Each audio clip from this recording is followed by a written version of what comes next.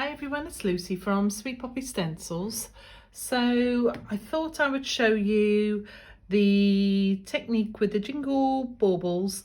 This is a heat emboss technique, and what we've used is, to start off with, we've got our translucent medium. This is our stencil medium. This dries clear, so I do tend to prefer to leave it to air dry and then finish it off. So we're going to use, what should we pop in? We've got a selection of embossing powders. So let's have a look. What have I got? I've got True Blue. So these are Wow embossing powders, and I've got Flaming Luster. And these are just for my stash. I don't know whether I'll use Niagara Blues or Silk Brocade. We'll see what happens. So there's a selection of embossing powders. I've got my palette knife, I've got my stencil tape, and of course, as always, my trusty magnetic sheet and my spreader. So tools all ready. Now, let's have a look. So obviously we need the stencil. So this is Jingle Baubles, SP6 158, and this is one of the new Christmas releases that we've just released. So let's start off. I've got a piece of coconut white, so it's like an off-white cardstock. This is 150 by 150 or 15 centimeters by 15 centimeters, which is what the stencil is. So let's start off. Okay, so to start off with, I'm going to mask up my stencil. I'm going to work this way with it. Let's check that we're in the shot. Lovely. Okay. So I'm going to work this way with it, and it's really because of this section here that I just find it's better to work this way with it. So I'm going to screen off, and we're just 1, 2, nice two big strips, and again 1, 2. So 2 top, 2 bottom, down sides. As always, nothing ever changes. So make sure it's nicely stuck down. I've got my palette knife and I've got my spreader ready to go, and my good old pot of stencil medium. As you can tell, mine's quite an old pot. I tend never to stir mine until I get to the edge, the end of it, and then I just give it a gentle stir. If you find yours is old and getting a bit lumpy, then give it a good old beat or a good old mix, and it'll go lovely and smooth. So way more than what I need, but this way I can work a lot quicker. So we're going hands in the middle, 45-degree angle with your spreader, and you're not pushing it down, you're pulling it towards you. So on, up, we're going to just check to see that we've got all the areas filled. So if you've got any little gaps, just get it on, and then the rest goes back in the pot. So once on and once off, and that is it. As simple as that. So always remember, the more you keep spreading it and backwards and forwards, the more likely it is to go underneath. So it's gentle, pull it across, and then drop your tools into water, lid on your medium, and then we're going to take off our tapes. So we're removing the tapes as we go. So always leaving one on to act as a hinge for you, and that way it'll help you remove your stencil. So lifting up, pulling down, lift off, and there we go. So you've got your beautiful smooth image. So let's get some embossing powders. Okay, so we've got a selection of embossing powders. I've decided to go with these 3. You don't have to use what I'm using. It's just that I find the white powders are brilliant. I've got True Blue, Niagara Blue, and Flaming Luster. So all I'm doing is taking up a little bit of the embossing powder and I'm sprinkling over.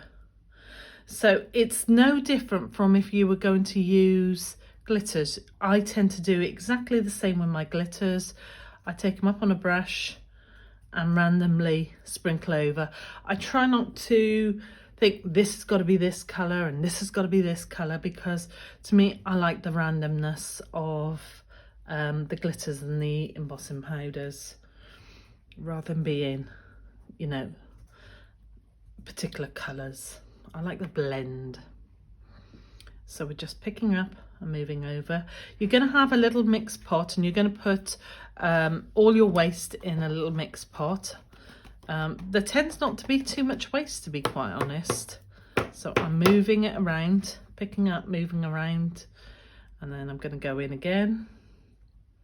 As you can see, it's quite random. Have your glitters, have your mica powders, anything that you're going to sprinkle on top, have them ready to sprinkle, because you've only got an open time of about 5 minutes before you start getting a film over the medium. It's not bone dry, but it has got a skin then forming. So the medium it's an air dry product. If I heat this whilst it's wet, what will happen is the medium will bubble, and it doesn't give me, I don't prefer that look. I prefer it to be lovely and smooth. So think of it that the embossing powder is going to heat and melt, the paste is going to bubble. It's just another technique, to be quite honest. So you might prefer it, but I prefer it when it all air dries, and then I finish it off with a heat gun once it's all air dried. So we're just moving this around until I'm fully covered, getting in all the little areas. So everything is covered then. I like to be able to see the image, so that knowing that I've got all the beautiful detail. So I'm flicking off, tapping off, making sure I've got all the stray bits off. And there you go. So a beautiful image. So this is going to go to one side and this is going to air dry. So let's fast forward and show you how the look is once we finish with it. Don't forget, all your waste goes into a spare pot and you use every little scrap of it. Okay, let's fast forward. Okay, so this is our body dried. Now, drying time just depends on the time of the size of your image.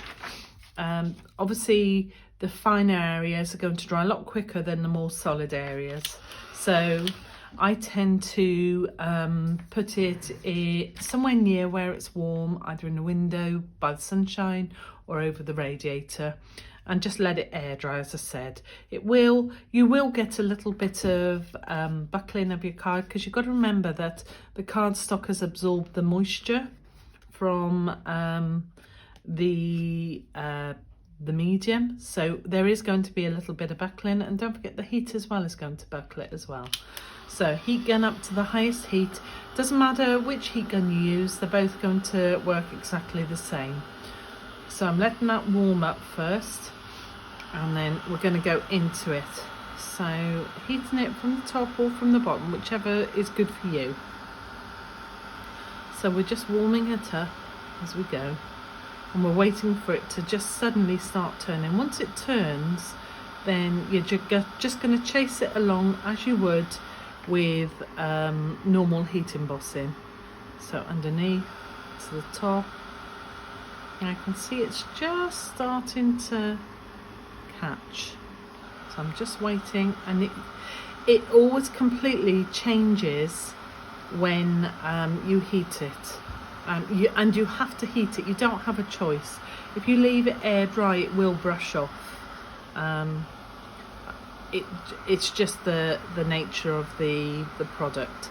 So I'm just letting it warm up, and I'm moving it along, trying not to get any stray bits from the embossing powder.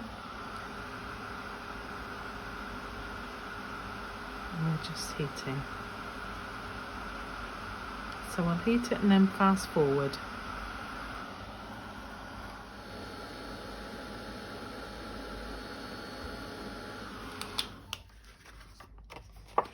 Okay, so we have one finished project, so I'm just going to twist it back into shape. Obviously when you're using the heat gun, be careful because it does get very hot, so either use tweezers or just mind your fingers. So I'm just checking that I've caught everywhere,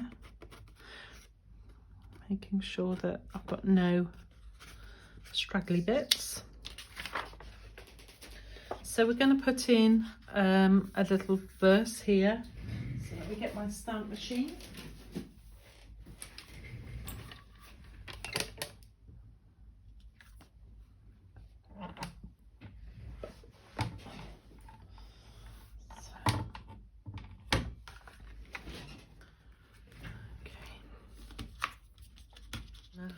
Put a little bit of tape there so it's nice and flat, just to help a decent press with the stamp.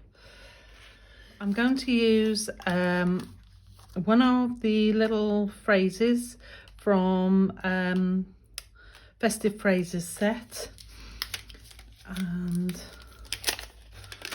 let's take that off, line him up so he's reasonably straight. That's not bad. Lovely. Okay.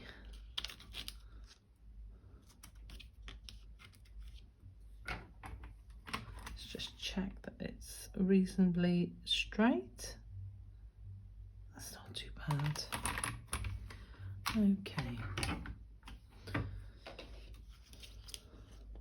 So this is wishing you a Christmas full of peace, love and good cheer.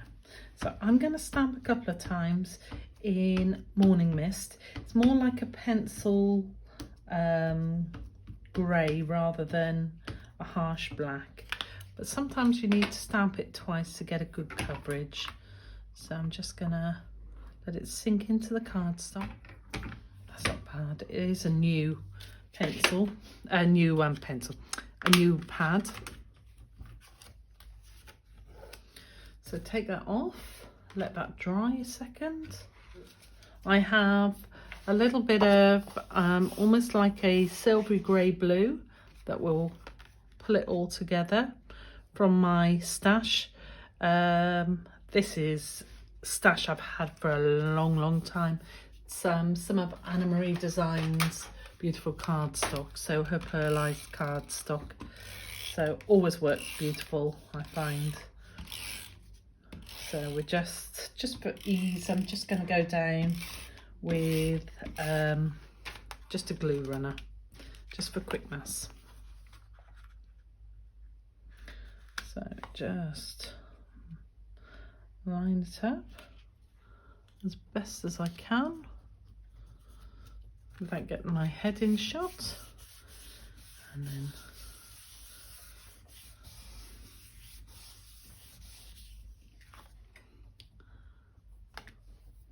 started off. There we go. I've got a 7x7 card base, and then here we go. So make sure he's up the right way and pop him reasonably straight on. So it's a really good one for batch making because you can prep all your pasting, sprinkle all your embossing powders on, and then once they're dry, that's when you can do all your heating in one go and then do your matting and layering. Nice and simple. So let's check that they're in shot. There we go. You never get two the same. They are very slightly different colours, more blues on this one, more pinks on that one. But I hope you enjoyed the technique, and don't forget to share all your makes on the social media pages, and we hope you enjoy the inspiration.